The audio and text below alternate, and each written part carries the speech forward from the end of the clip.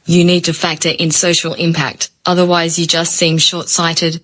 Well, if private businesses were free to deny service to anyone, wouldn't big corporations like McDonald's and Walmart deny services to gay people too? No, person, that's totally not me with a higher pitch. The reason large corporate entities would never refuse to serve any group of people is because it hurts their bottom line and public relations. When the CEO of Chick-fil-A expressed his views opposing gay marriage, he lost a good chunk of his customers as a result. Chick-fil-A is still one of the most profitable fast food chains in America. This changes nothing. When the CEO of Mozilla Firefox expressed similar views, he was forced to step down. The tiny restaurant in bumfuck nowhere that denies service to gays can still have customers, but his business will never grow as a result because they're missing out on potential customers and the fact that, again, it's in bumfuck nowhere. The bottom line, see what I did there, is that corporations don't care about who you are. They care about the green in your wallet. You don't need anti-discrimination laws to criminally punish them because capitalism and the free market will do that for them. What you're ignoring is that if a business in an area with high amounts of bigotry begins practicing homophobia, it will still do well. The legal system protects the ruling class. It's up to us to stick up for our peers.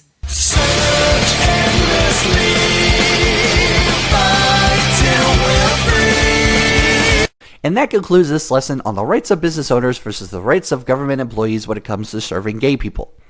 Like I said before, gay people are not oppressed. There is no systemic suppression that is keeping you from expressing yourselves. Oh really? Wait here, I have something to show you. Watch your tongue or have it cut from your head. Save your life by keeping whispers unsaid. Children roam the streets, now opens a war. Bodies hanging in the streets to adore. Royal flames will cover path in chaos, bringing daylight to the night. You have anti-discrimination laws that put you higher up than the rest. You have yearly, I think it's yearly, gay pride parades. You have Ellen DeGeneres, one of the biggest celebrities in America, an open lesbian whose talk show has been running for 14 years. By the way, according to social justice warriors, if you're gay but also white, then you're not oppressed because you're white.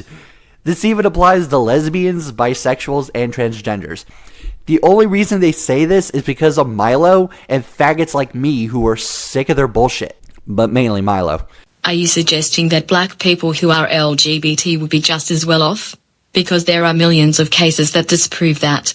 Plus, you were banging on the whole time saying that gays aren't oppressed. I think you would have a lot in common with these social justice types. You know, it took a white guy getting murdered for allegedly being gay to make these anti-discrimination laws.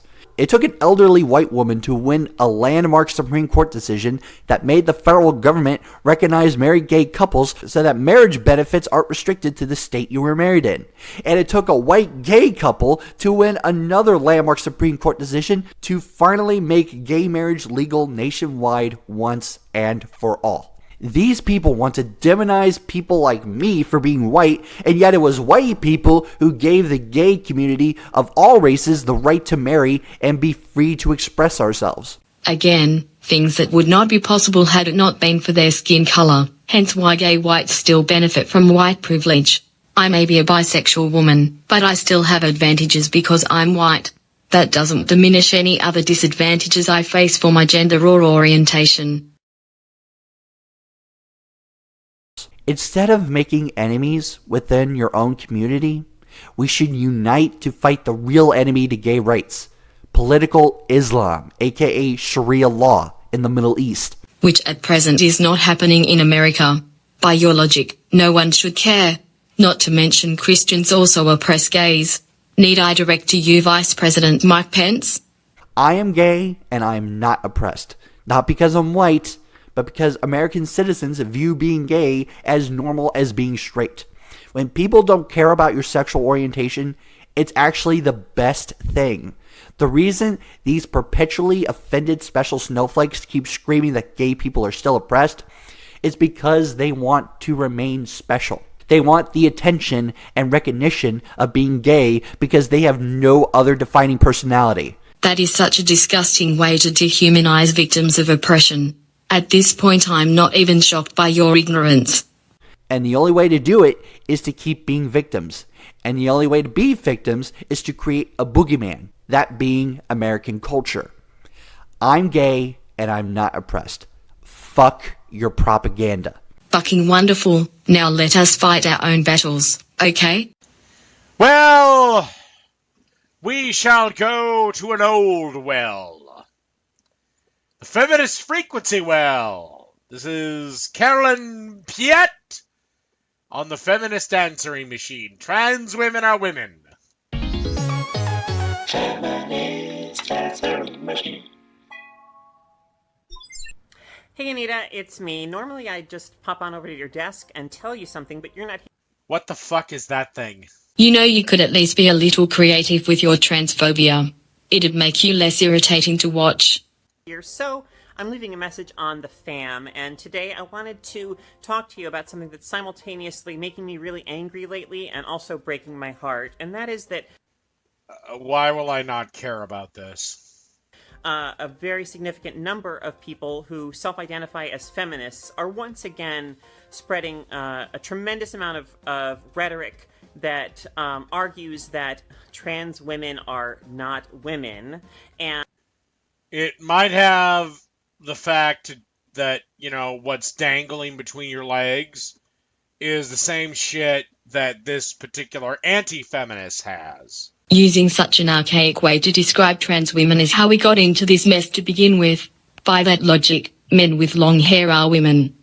And that our oppressions and our liberation should therefore not... What oppressions? What oppressions? For Christ's sakes, you're even more protected than women! Would you like for me to start with the transgender washroom incident? The banning of trans people from the military? The higher rates of violence inflicted on trans people than on cis people? Or is that all just liberal propaganda? Not really be part of the feminist movement, the feminist undertaking. And, I mean... Well, I don't know, because there's a big schism in feminism now. To me, you know... And that's why only about 13% of American women identify as feminists.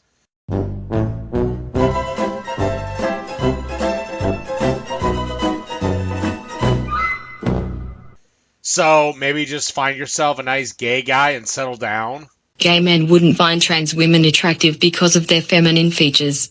You really are stupid, aren't you, mister? As someone who experiences both, you know, misogyny and transphobia in the world... Oh, Jesus Christ. Why don't you just go for it and just say trans misogyny? Okay, so you experience misogyny. That is men hating women. But you're a man. You know, for someone who claims that he doesn't care what people call themselves, you seem very intent on insisting that she is a man. Don't try to hide your true motives. As for transphobia, well, look. I will say that you have the right to exist as you see fit. I will say you have the right not to be murdered or have your shit taken from you. However, if you want to have the right to force me to say that you're a woman, well, sorry, sweetheart, not gonna happen. I don't know if you realize this, but you literally just referred to a so-called man as sweetheart. You got something you want to tell us? As a trans woman, the idea that of a feminism that does not accommodate me as a woman and as a trans woman. Well, again, we don't have a definition of what constitutes trans. So goddamn easy to write this, to make it spill on the page. Right now, if I slap a dress on and say that I'm trans, I'm just as trans as you, Carolyn. No, you aren't! Transgender isn't just a guy cross-dressing. Trans people do this thing called hormone replacement treatment. If you're a male to female transgender, you will take estrogen pills to block out your testosterone, and vice versa for female to male. Search endlessly, fight till we're free. Feminism is absolutely concerned with the lives and... Well, you're going to have to deal with feminists on this. Personally, look, I'm an anti-feminist. I'm not exactly anti-trans. I'm not anti in you getting the operation. I'm not... Look, here's the thing. What I am is anti-lies, and you wanting me to call you a woman, despite that you quite clearly have a cock between your legs, is a lie. I'm not going to do it. You can't say you're not anti-trans when you constantly deny the fact that trans women are women. If I converted a store into a hospital, would you still call it a store? And you can wish you may, wish you might, you're not going to be a woman tonight. Maybe if you get the surgery, cut your dick off, and get a fucking vagina installed in there, maybe I'll call you a woman. That's not how sex changes work. You don't cut a trans girl's dick off, they just turn it inside out to simulate a vagina. Here's the other thing. Do you think that maybe you're self-deluding yourself into thinking that you're a woman might be part of the problem? Might be why the trans community has such a high suicide rate? Because, you know, you guys are just deluding yourselves. I mean, again, you've got to know, at some base level, you're not really a woman. You were born a man. Gender dysphoria does cause depression and thoughts of suicide. It's not something trans people can control. Granted, not every trans person has dysphoria, but the ones who do have it are not deluding themselves into anything. Yeah, nature fucks up sometimes. But you're a guy. Again, couldn't you just maybe be an effeminate gay dude and just be a happy gay man? I'm assuming you like men. Just not for nothing. But kind of give me a break. Anyway, but again, I would never support any law that says you can't have a sex change. You can't live your life like this. However you want to live your life is up to you. I really don't give a shit. And maybe it is hardwired. Maybe it really is. But again, the extreme minority, while I don't believe their rights should be oppressed, they do have to bend a little bit to the vast, vast majority. Meaning, if I'm going to call you a dude, you can correct me, but you're just going to have to fucking deal with it. That statement further proves you've willingly learnt nothing from what she'd been trying to say. Hey guys, PieGuy Rules here, and the very first thing I want to say is that I am not going to be speaking positively or negatively about the show itself in this video. If you would like to know my personal opinions on the show, I have other videos that go into detail about that.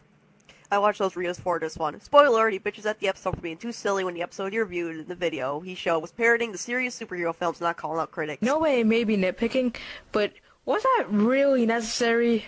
She was only giving a summary of what happens in those videos, and from how she sounded, it was meant as a joke.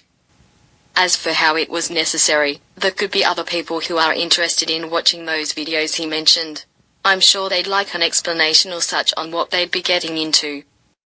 This video is about the culture surrounding Teen Titans Go, and not about the show itself. I wanted to make this video to explain to everybody why people are still talking about Teen Titans Go. Because people can't let go of the fact the original show's over. Commentary over. Oh wait, I still got like 11 minutes left of this. Ugh. Oh, well, if that's really true about the video that you're commentating on, then I'm really having trouble seeing why you'd make a 15-minute commentary on it. She probably didn't intend for it to be that long. Sometimes commentaries end up being longer or shorter than you expect them to be.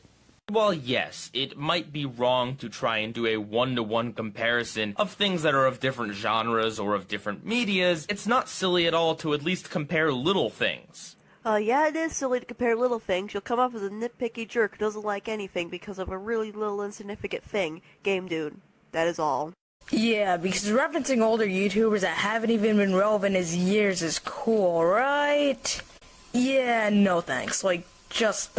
It was probably the only example she could think of to mention. Might I add possibly the most memorable. If she gave an obscure example, then not many people would follow along with her point. For instance, if I started talking about terrorism and the example I gave was a random bombing in Syria instead of the London bombings or September 11th, not many people would stay with me or with what I was trying to argue. After all, why would they use the same characters that have existed in other things if they weren't going to at least have a few things in common? What's the point in using a character's name and design and not having them share anything else with the character? Ever heard of alternate universes, friends? You need to read Marvel's What If comics, which explore the possibilities of one of their characters doing something different and changing the story to be unlike the original character, or stories or episodes where the character is in another world or theme. Hey, this is relating to a comic book based show, so why not use real comic book logic and arguments to back up my points? Oh, and how does that really prove him wrong? I fail to see how that even does, because it still doesn't change the fact that the characters are very out of character to the point where they might as well just be completely different characters. And last I checked, there's a difference between a character just being put into a different scenario than just being completely out of character. Her point was that in the case of different timelines and universes, especially since this is DC we are talking about, this could make some sense. While you are correct that the Teen Titans are bastardized to an intolerable degree, her point on their behavior in a new universe still holds water. Search endlessly, fight till we're free. Easier to take pot shots at something that's successful. It's also a very lazy way of saying why you hate something. Instead of going into detail or just having a reasonable way to hate it, you're just saying, because it's popular. I'm sorry, but just because it's popular? Did you just forget about the rest of the whole video you're commentating on? Because throughout the whole video, he gave other reasons as to why people still talk about Teen Titans Go, other than just because it's popular. But there are still plenty of front-runners who hate on the show to try to fit in with the so-called cool kids, primarily Mr. Enter fans. Search endlessly. Number 2, it's a successful show. Ratings-wise, from sources that I've seen, the show is doing a little bit better than Steven Universe. It's more popular than my precious Steven Universe. I must complain about it being popular like the cool kids do. That must stand for having more successful shows. And that's implying he even said that to begin with. Which, by the way, he didn't. Dude, calm down. It was a joke. This is not a knock on Teen Titans Go, this is just me saying that across the board, even on shows that I love to death like Steven Universe, Cartoon Network loves to advertise the heck out of it and make it look really stupid. I remember when CN spammed that Steven Universe ad or ads for its programming blocks. Does that make those things stupid by your logic? Yeah, did he ever say that they weren't stupid? No. You know, just taking what the person you're commentating on said out of context, only to make them look bad, just kinda comes off as pretty immature if you ask me. How did she take his line out of context? Sure, her question was pointless, but as far as context is concerned, there was some to be had. Please explain yourself or I won't take you seriously. Is that the show has actively responded to its criticism. The show has made 2 episodes, Let's Get Serious and The Return of Slade. The creators have explicitly stated that both of these episodes are in fact reactions to the criticisms that they've gotten. Actually, CN airs our shows frequently too. And we have this thing called DVR. You record the shows you like and only watch those episodes of the show. Are you kidding me? Like, are you really using the if you don't like it, don't watch it card? I mean, there's so much wrong with that. One, I can easily use that logic against you. I mean, if you don't like all those videos made by the people in the animation community, then why do you even watch those? And even then, the reason why this statement really fails, because how do we even know if we don't like it if we don't even watch to begin with? But what if you watch it and then not end up liking it? That was the point she was making. While she did present it poorly, it doesn't completely shatter her argument. I don't want to watch any more of this show. I don't want to think about the show. Well, what have you been yammering on about? Your class of 3000? Well, I must have read the title of the video wrong or something, because you're talking about Teen Titans Go right now. Pretty convinced that you misread the title, because what I got was 5 reasons why people are still talking about Teen Titans Go. Yeah, about people talking about Teen Titans Go. I don't think he meant talking about Teen Titans Go itself. So you're just gonna ignore the fact that he can easily classify as one of the people talking about the show? Do me a favor and read your bloody evidence. Search endlessly, fight till we're free. And that's why I'm not making any more Teen Titans Go videos. At least for a long while, and at least not on the show itself. Well, what were we just thinking about? Potatoes? How I can make Cody better and Street Fighter Alpha free? God dang it, PieGuy, you're disappointed right now. Well, why did you make this video? Usually when people say to stop talking about something, they usually don't talk about it anymore. And are you sure you didn't just mishear what he just said? Because this is what I got. That's why I'm not making any more Teen Titans Go videos. At least for a long while, and at least not on the show itself. That's why I'm not making any more Teen Titans Go videos. At least for a long while, and at least not on the show itself. That's why I'm not making any more Teen Titans Go videos. At least for a long while, and at least not on the show itself. At least for a long while, and... Would you please shut the hell up? And I will be ending it here since he gives his final thoughts. As for me, it isn't the worst video I've ever seen, but it was flawed enough for me to make a commentary on it. I have never jumped on a Lazy Green bandwagon before. Normally I talk about a Lazy Green video after everybody else has talked about it. That doesn't mean you haven't jumped the bandwagon. A bandwagon is a particular topic that draws large quantities of attention from the general public. All you've really done is jump the wagon too late. Search endlessly, fight till we're free. If you don't think male privilege exists, you are wrong. I love how this video starts. If you disagree with me, you're wrong. Talk about treating your opinion as if though it's fact. The general intention of that line was to capture your attention and draw you in. That's usually how videos like these operate, and it seems to have been effective with you. Gender bias is often ignored because it seems invisible and subjective to those who benefit from it. Yes, Lacey, I do agree. I'm pretty sure you don't notice that women almost always get custody of the children. From the get-go, I have a couple of problems with this. First, just bringing up one example of supposed female privilege doesn't disprove her point about male privilege existing. Second, your example has been debunked several times over. Mothers win custody of the children more often because the father in most cases prefers to sign his rights away. I will provide my sources in the description. Trans men have experienced both sides of the gender-divided society, so I'm gonna let them explain male privilege in their own words. Yeah, but didn't you just pick a bunch of trans men who agree with your narrative? I'm just saying you have the power to pick who's on your show. You can apply that to literally any kind of evidence you bring to a discussion. If we were to go by that alone, then that would eliminate the purpose of proving your point in the first place. And to discredit your statement further, there's always gonna be a hint of favoritism in even the most reputable sources. Some are just less biased than others. Male privilege is the bullshit idea that men are better than anybody else. By anyone else, do you mean women? Second, how is that a privilege? Plenty of women also think that they're the superior gender. True. As a matter of fact, I'm guilty of this as well. The difference being women saying they're the superior gender hasn't led to men getting killed because they didn't accept women's unwanted advances. And that's not a slippery slope either. This shit actually happens. Male privilege is the ability to move about the world in the way that you want to. There is no law in America that says women can't do the same. Oppression isn't just restricted to laws, but it stretches into social constructs too. Society has shamed women for years for doing things that would otherwise be acceptable when men do it, like walking around with minimal clothing. When a woman wears a bikini top and miniskirt, she's condemned for it. When a man wears basketball shorts and no shirt, no one seems to give a fuck. It's the experience of being left alone and free to be yourself. I don't think you know what left alone means. Also, are you signed up for the draft? And have you sent that check to your ex-wife for child support? It's like you have all the anti-feminist talking points written down somewhere. Not sure if you realize this, but a draft hasn't been used since the Vietnam War, as Congress declared it banned in 1973. The chances of the draft returning are incredibly slim, so registering really doesn't mean much. Even then, most registries are underclass people, meaning it's a money issue, not a gendered issue. Also, if you're complaining about paying a simple child support check, chances are that you weren't fit to gain child custody to start with.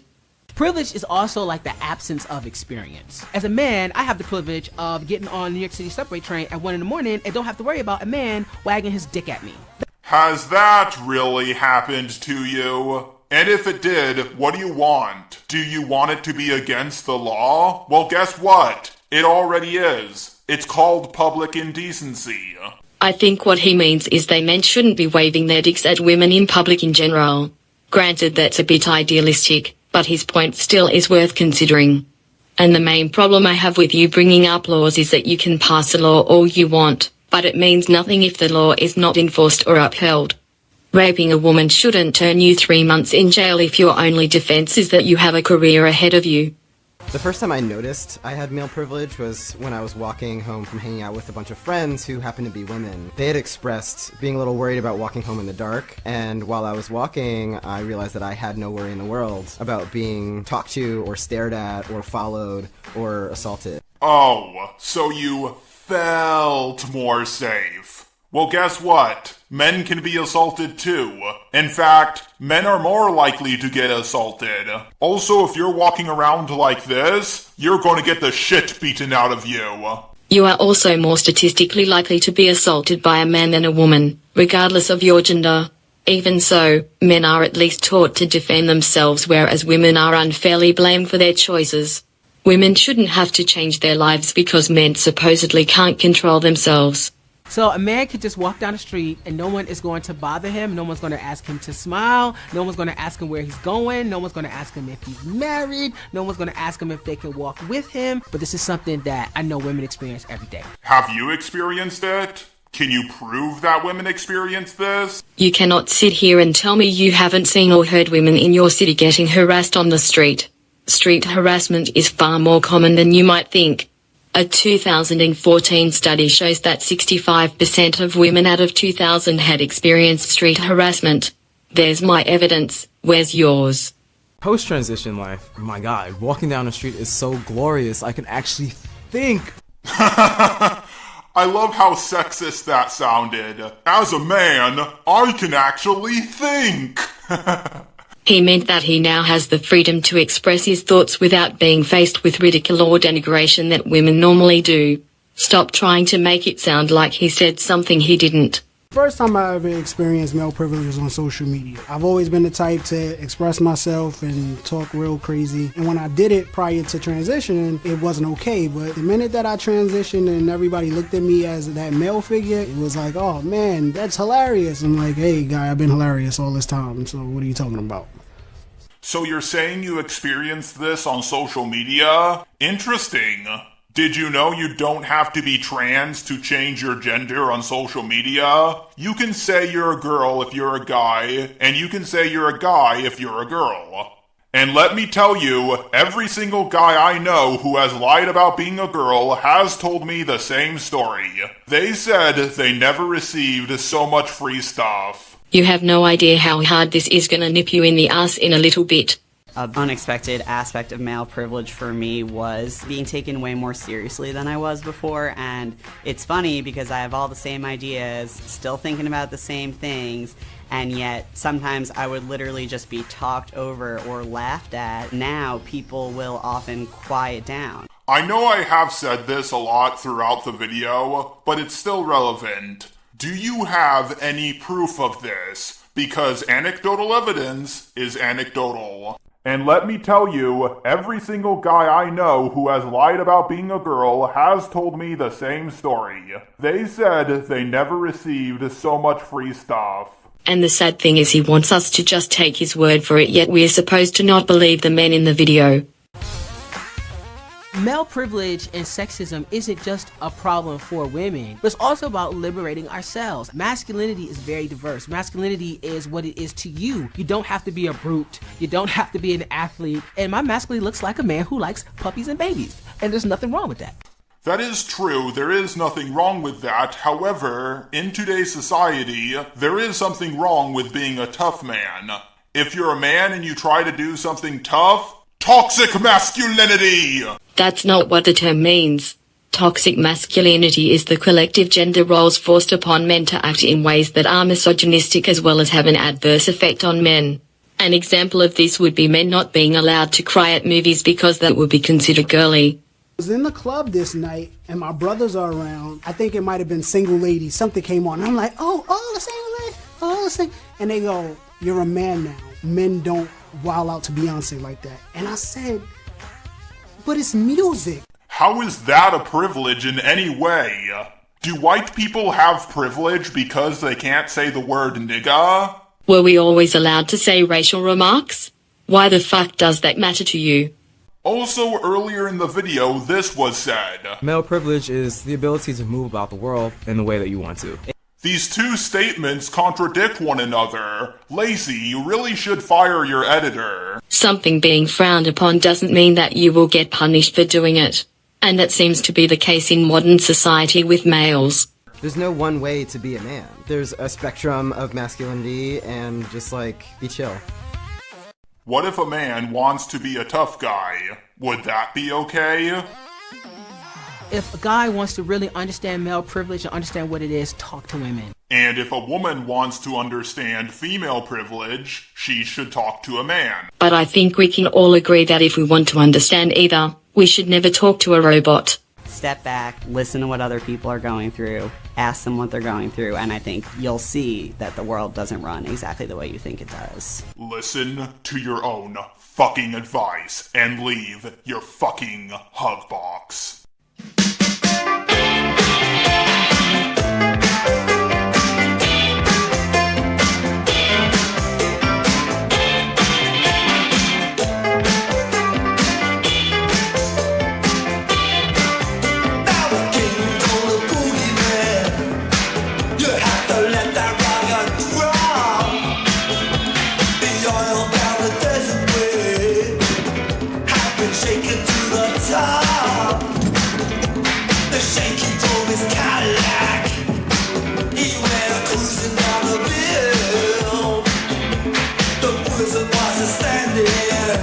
You're doing nothing wrong by having privilege. It's just what you do with it that matters. And Lacey is using her privilege to push her political agenda. I'd like to thank all of our guests for giving their time and thoughts on this issue. We'll see you next time. So it's pretty obvious what Lacey Green is trying to do. She got a bunch of trans men who agreed with her narrative, and then said, "Look at these trans men. They have experienced both genders, and they prefer being a man. Therefore, male privilege is real." Safe to say, she convinced me more than you did. Seriously, it is that bad. Breadwinners. What a surprise, a cartoon that everyone stopped caring about forever ago. Oh my god. I can't believe I have to talk about this piece of shit show. Breadwinners. Oh my god, where do I even begin? Pretty much Nickelodeon is saying, oh, well, this is the #1 Nickelodeon show on Nickelodeon right now. They say that about pretty much every single show they put out. It's called marketing. They don't reserve the right to be 100% factual. The #1 kid show ever. No. What? We don't want you trying to disrespect people's opinions just like Cartoon Network is with Teen Titans Go. But yeah, Breadwinners. Oh, there are tons of reasons why I hate this show. Except you only repeat the same one over and over again. It's a shame you don't possess the mental capacity to script your videos.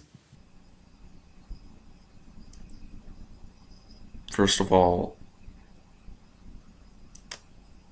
the plot. It's just so stupid. Really. First of all, how can this be the #1 Nickelodeon show? It got a 3.3 on IMDb. That's the same rating as Fanboy and Chum Chum. Internet scores don't necessarily dictate success. The show just so happens to gain high ratings amongst the juvenile crowd, as in the demographic the bloody show is aimed at. And you know what? Good, because Breadwinners fucking deserves this. I mean, just really. What is this show? The show basically is about two stupid ducks that go out and sell bread on their stupid flying van. Saying stupid repeatedly doesn't emphasize your points, it just makes you look lazy. Really? They just... And the main characters are supposed to be ducks. Ducks, huh? Okay, let me show you what these two motherfuckers look like.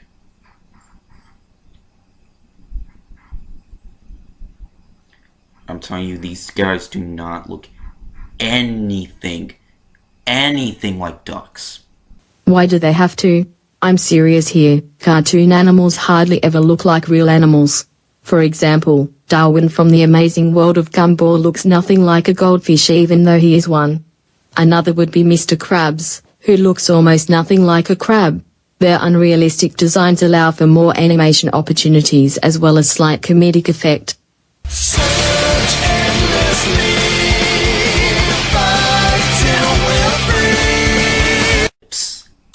They're not beaks. Alright. Seriously, they don't have beaks, they just have lips. Big orange, dick-sucking lips. Look, I don't like breadwinners either, but your attitude displayed here is hardly proportionate.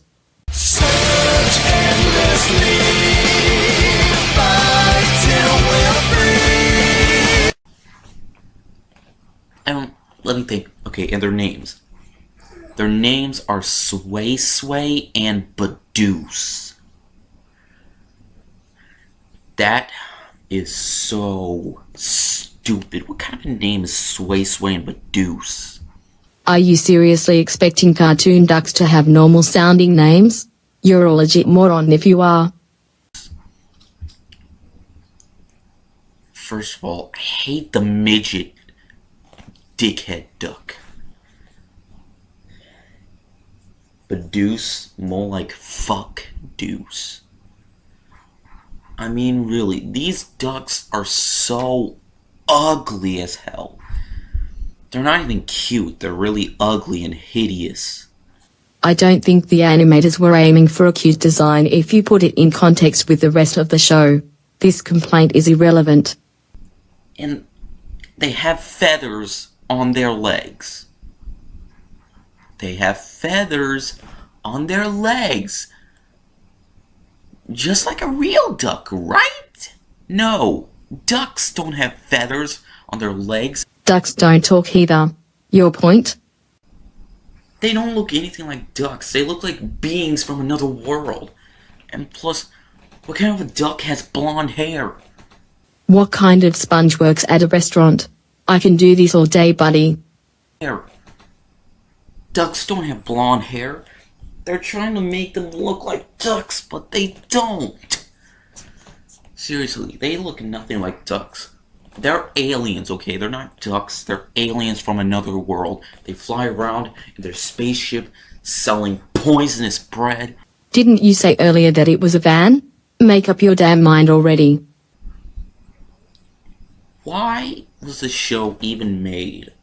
So Nickelodeon can make a couple bucks? And you're surprised? Nickelodeon is notorious for doing this. This isn't the first time it's happened, and it certainly is not the worst exhibit. Why did they even release this on DVD? If I saw a DVD of this shitty show, I would smash it to tiny little pieces and turn them into dust, and turn them into little specks of dust, and then blow the dust away. Congratulations, you'll have wasted your money. First of all, also, here's one thing I forgot. They like to twerk. They like to shake their own asses. Like, there's one time where they shook their asses, and they were touching each other's butts. Can you not attempt to emulate that? I don't need the nightmares. That was so gay. That's another thing. Sway Sway and Badooce are gay.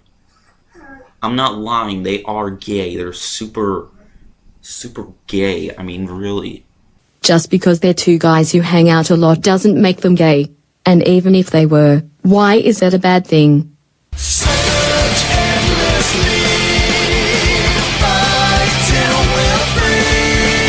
What about...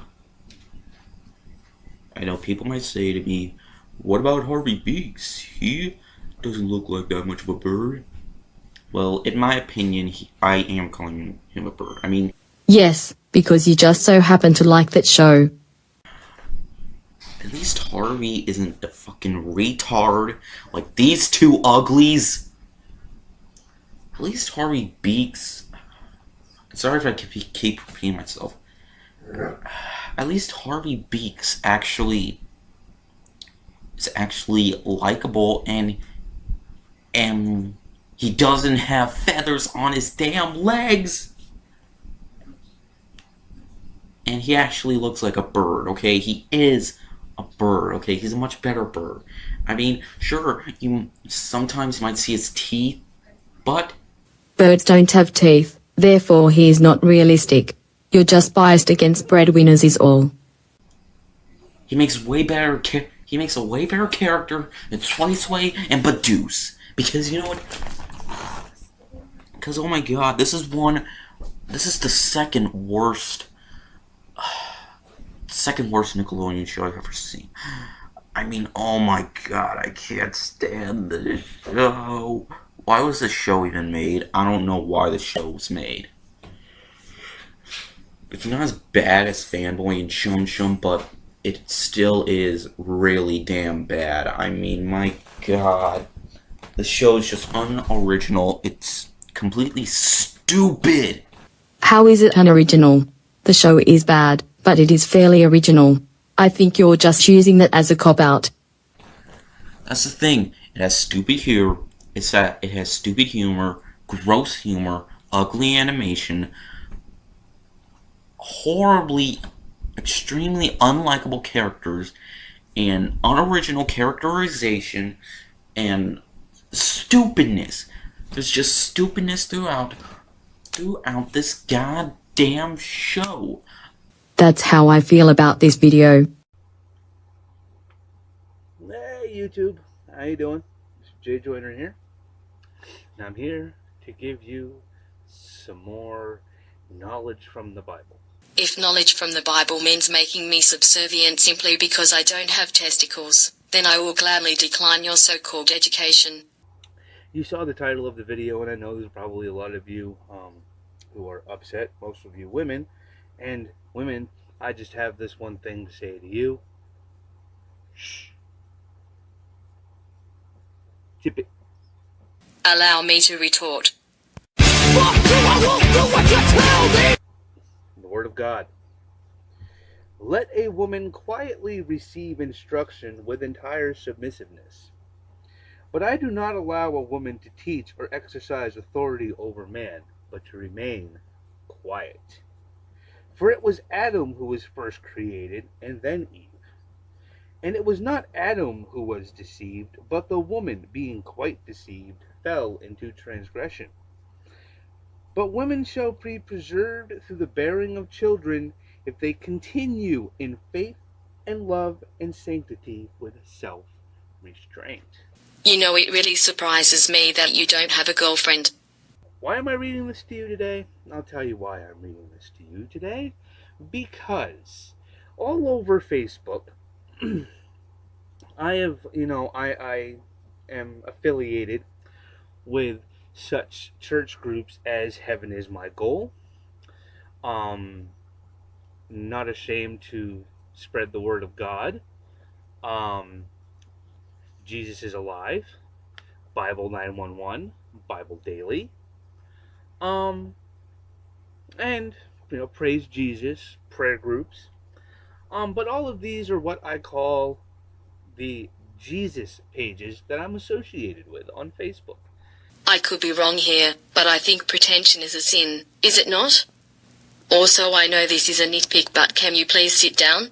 You constantly swaying is getting distracting. Search endlessly, fight till we're free.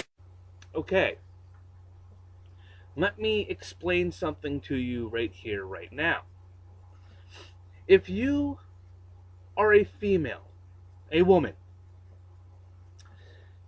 and you are taking on, if you lead a church, and you are taking on the title of minister, rabbi, preacher, whatever, you are going against the word of God. And I'm guessing the numerous men in the Bible who killed anyone who practiced a foreign religion weren't going against the word of God, despite murder being a sin? Or for a more recent example, are ISIS following the word of God by killing in his name? Just think on that for a bit. Take all the time you need. I just read it to you. Right there, in black and white. Printed in English. Printed in any other language you can think of. In every language spoken in the United States, say, you can find those words in that language. Women are not to teach the church. Except the book you're reading from is about 2,000 years old and is extremely dated. Times have changed severely, and women are holding more religious power. I might even say that in my hometown of Leeds, the vicar is a woman, and she is very well liked by the community. Besides, I don't think that preaching the word of God is an immediately punch ticket to eternity with Satan. Do you mind explaining your logic to me? No, why am I upset about this? I'll tell you why I'm upset about this. Because the only woman you've ever had physical contact with is your mother? I'm upset about this because as a Bible-believing, God-fearing, Jesus-loving Christian that I am, to see you people post this stuff and to see hundreds, sometimes even in the thousands of people like it and say amen to it. There's absolutely nothing wrong with them doing that. Instead of ostracizing them, try to follow in their footsteps.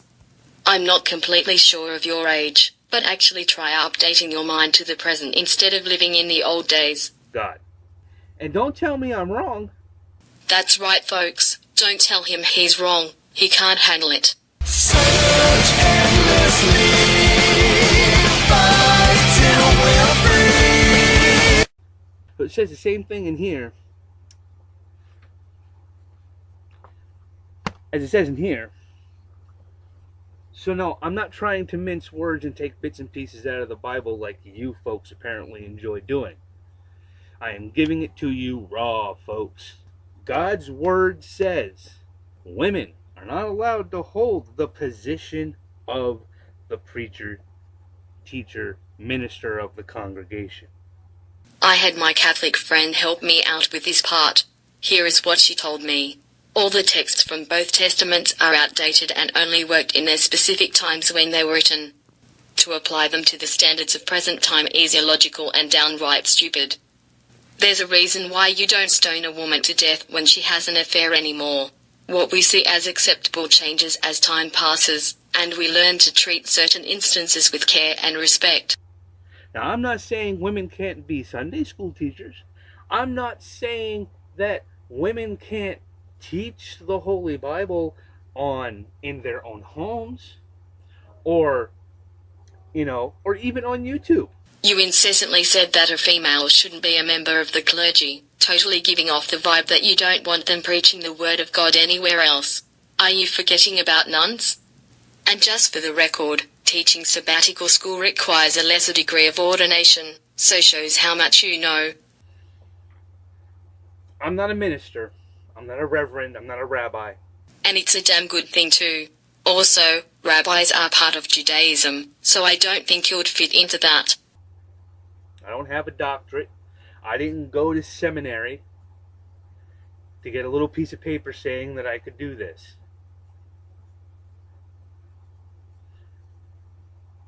I just simply do it. Then I'm pretty sure what you're doing is blasphemy. Those who do not hold religious authority cannot assert themselves above those who do. If you were actually a good Christian rather than an idiot who uses the Bible as an excuse to hate gays, then you'd probably know that. Don't take pieces out of it because you don't agree with it, or it doesn't fit with today's time. I don't know why, but I just get this slight feeling that you're doing the exact same thing. God's word always fits. It fit back then, it fits today, it'll fit tomorrow. Then I suppose we should acquiesce to your proclamation. Let's kill everyone who gets divorced. Let's kill everyone who practices a different faith. Let's throw stones at prostitutes. And you cannot complain about it, or else you're denying God's word. Just follow God's word.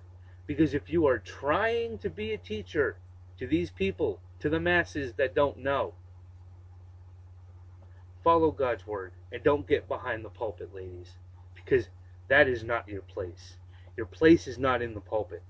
Your place is in the pews, listening, praying, following. That is your place. What about all the men who aren't priests or preachers? Wouldn't they be disrespecting God? This is where your logic bites you right on the nose. Call me misogynistic. Call me sexist. Oh, that's only a small fragment of what I want to call you. I know there are women out there who believe that I'm speaking the truth because I posted 1 Timothy chapter 2, 11 through 15 in some of these groups that I was talking to you about. You know who liked it? Women. Do you not know that people spam the like button all the time? In other words, they could be mocking your stupidity. And truthfully, I don't doubt the fact. Cut up and make a response video, I don't care. Well, that's all good with me, because I sure won't be letting this fine little video collect dust in the recesses of my hard drive. To put it simply, Mr. Joyner, you need to take your head out of the Bible and actually take a better look at the world you live in. This isn't the patriarchal society you used to know. Women are holding higher powers, not just in the church, but politically and corporately as well. You can't silence an entire gender, especially not one whose major stereotype is that we never stop talking. I am a woman who holds a managerial position over an entire staff of men, and they all respect and listen to me. I have freedom of speech. I have freedom of choice. I will never look at myself as beneath a man's thumb, as that's not where I belong. And with that, I say to you, may the odds be forever against your favor. And because I'm someone who primarily talks about watching cartoons and critiques them in a sometimes fairly harsh way, I often run across people who try to use the don't like, don't watch argument. The argument goes like this. Well, if you don't like the show, then just don't watch the show.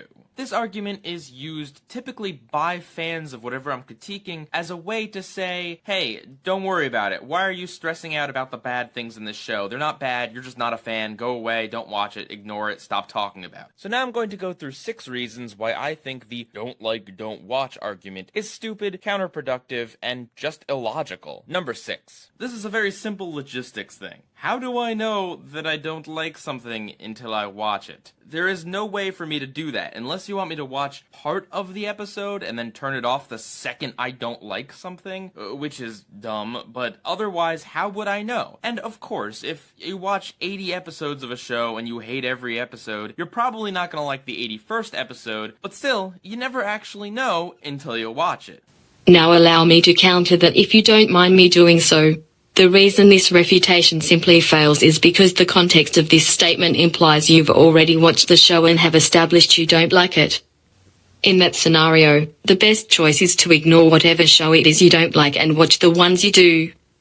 And as for your little metaphor, if you watch 80 episodes of a show you hate and by then still hate it, it's your fault for putting yourself through that, as there wasn't anyone forcing you into doing it. So no, this isn't just simple logistics.